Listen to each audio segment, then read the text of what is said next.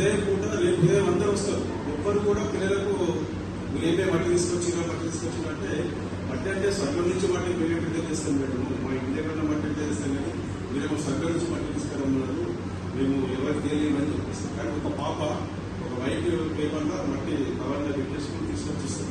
ఇది నేను స్వర్గం నుంచి తీసుకొచ్చిన మట్టి తీసుకొచ్చిన తీసి టేబుల్ మీద పెట్టిన తర్వాత అందరికీ అయిపోయింది అడుగుతారు, మరి మట్టి ఎక్కడికి తీసుకొచ్చారు అంటే మా మమ్మీ ఉదయము ఇంటి నుంచి బయటకు వర్క్ చేస్తూ ఉంటుంది. వాసన మట్టి నడుస్తూ ఉంటే ఆ కాలు మీద మట్టి తీసుకొచ్చినాను. మట్టి అనేది స్వర్గము ఎక్కడో లేదు, అమ్మ బాలాజీ అంటే స్వర్గం ఉంది. మనకు స్వర్గం అక్కడ ఉంది, ఇక్కడ ఉంది, ఎక్కడ ఉండదు. అమ్మ మనకు చిన్నప్పటి నుంచి చాలా కష్టపడుతుంది. మదర్ అనేది ఆ మదర్ పాదాల కింద ఉన్న మట్టినే తీసుకొచ్చిన ఈ మట్టే స్వర్గం నుంచి ఇచ్చిన మట్టి. అందుకే మనము తల్లి ఉన్నప్పుడే తల్లిదండ్రులు ఉన్నప్పుడు వాళ్ళని ఖచ్చితంగా మంచిగా ప్రేమించాలి, దగ్గర తీసుకోవాలి. కొందరు లేడీస్ మన భార్య వాళ్ళు వేరే ఇంటి నుంచి వచ్చినారు, వాళ్ళకి మన అమ్మ మీద మన నాన్న మీద ప్రేమ ఉండదు. ఖచ్చితంగా మనము అవన్నీ పట్టించుకోవాలి. మనము ఖచ్చితంగా మనం సేవ చేయాలి. మళ్ళీ దొరకదు, తండ్రి అసలు దొరకదు. తండ్రి వెళ్ళిపోతే లాస్ట్ స్టేజ్ దగ్గర పీపుల్ కళ్యాణం అనేది ఉంటుంది. అక్కడ కూర్చోబెట్టినాక పిలువని చెప్తారు, నాన్న మీరు బాబు డాడీ పిలువని. ఆ పిలుపు మళ్ళీ రాదు.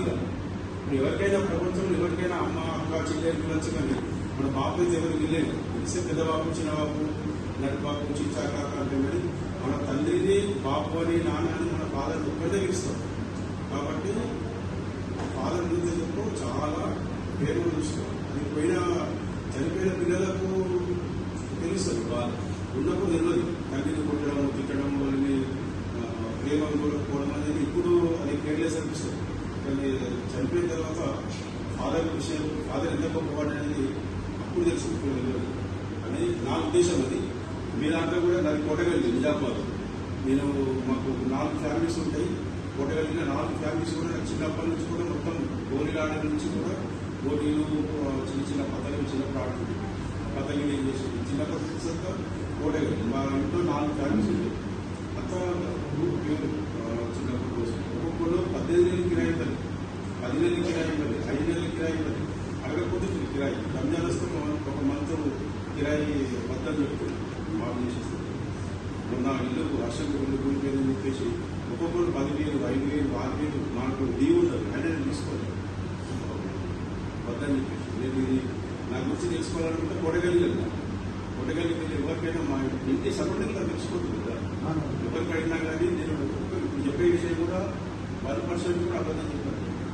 100% నిజం. ముస్లింస్ అంటే చిన్నప్పటి దోస్తులు అంతా కొట్టగలిగితే అక్కడ మొత్తం ఫ్రెండ్స్ నాతో ఆడుతున్న దోస్తులే ఇంటికి రాకపోతాం. అంటే వాళ్ళంతా మనకు ఎటువంటిదంటే స్నేహం అనేది చాలా ఇంపార్టెంట్. మనకి ఈరోజు గవర్నమెంట్ జాబ్ ఉంది కానీ మా ఫ్రెండ్స్ కొందరికి లేదు, సింపుల్గా ఉంటారు. ముస్లిం కరెంట్, ఎలక్ట్రిసిటీ, బస్సులు ఎవరు ఉన్నా కానీ నాకు కనెక్షన్ ఇస్తుంది. అది నా అంటే అది పిలిపిస్తేనే మన స్నేహితులు. సార్ అంటే వాడి ఫ్రెండ్ కాదు. ఎంత హోదాలు ఉన్నా కానీ మన గల్లీకి మన ఇంటికి పోతే మనల్ని ఇప్పుడు ఇక్కడ ముక్కలు ఉన్నా అందరూ గౌరవిస్తాం. అక్కడ మాధుర్యము దొరకదు. కొండగలిగిపోతేనే ఆ చిన్నప్పటి ఫ్రెండ్ మారేంటేనే ఆ ప్రేమతోటి మనం హ్యాపీగా ఉంటుంది. ఖచ్చితంగా అయితే మొహమ్మద్ ప్రవక్త మీద ఒక కవిత రాశాను. అది ఆల్రెడీ నిజామాబాద్లో కూడా వినిపించాను. ఇప్పుడు వినిపిస్తాను.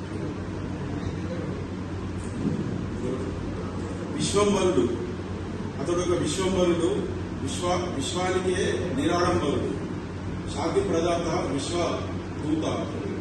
కోటికొక్కడు పుడతాడు, ముక్కోటికి ముడి పుంగవుడు అవుతాడు. మానవ సేనే దురీంద్రుడు అతడు. అమ్మాయి జన్మించడం శుభమన్నాడు. మన ఇంట్లో అమ్మాయి జన్మించడం శుభమన్నాడు. కళ్యాణం జరిపించి అత్తారింటికి పంపిస్తే నాతో పాటు నువ్వు కూడా స్వర్గదారుని అవుతాను. ఇది ఉదాహరణ ఏంటంటే, ఒక ఆడపిల్లకు మనము కాలు గడిగి ఒక అయ్య చేతిలో పెడితే మొహమ్మద్ ప్రవక్త ఏమన్నాడంటే, నాతో పాటు నువ్వు కూడా నా పక్కకే ఉంటావు స్వర్గంలో. ఒక అమ్మాయిని పెళ్లి చేసిస్తే, కాలు గడిగి కంటేదాన్ని చేసిస్తే, ఇప్పుడు మనం చాలా మంది ఆడపిల్ల పుడుతుంది మీకు ఖర్చులు ఉంటే అట్లా కొన్ని చేరాడు పనులు కొంచెం చేస్తాం. ఆడపిల్ల ఉంటే ఆడపిల్లలు అన్ని చేతులు పెడితే మమ్మల్ని దేవుడు నాతో పాటు ఎక్కడో కాదు, నాతో పాటే స్వర్గంలో నా పక్కగా ఉంటామని.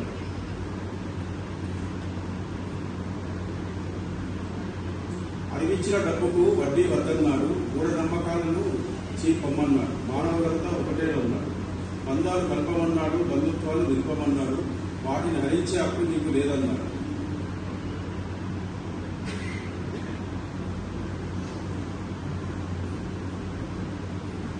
వచ్చిన లాభం కొంత పంచమన్నాడు. బక్రీదిని బలిదినంగా పాటించమన్నాడు. సహనం క్షమాపణం శుభ్రమన్నాడు. తల్లి పాదాలే స్వర్గమన్నాడు. తండ్రిని ఆదరించమన్నాడు. బాధ్యతలు మరొకన్నాడు.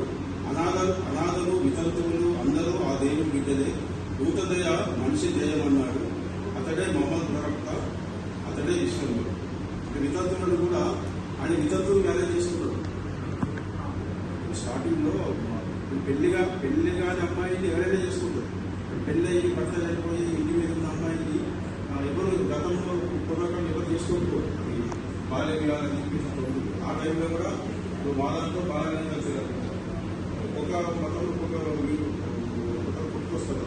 మీ దాంట్లో కూడా మమ్మల్ని ప్రభుత్వాలు చెప్పలే, చేసి చూపించి ఇద్దరు పెళ్లి చేసుకున్నాడు. కొందరు ఏంటంటే నీతులు అనేవి చెప్పడమే, ఎదుటి వాళ్ళు చెప్తానికే నీతులు ఉంటాయి. కానీ అసలు అట్లా కాదు, అక్కడ ఆచరించి చూపించి మీరు కూడా అలా ఎవరైనా భర్తలు కొట్టుకుని అలా ఉంటే వాళ్ళ జీవితం అట్లా వ్యర్థం కాకుండా మీరు స్వీకరించమంటారు. Thank you sir. Thank you.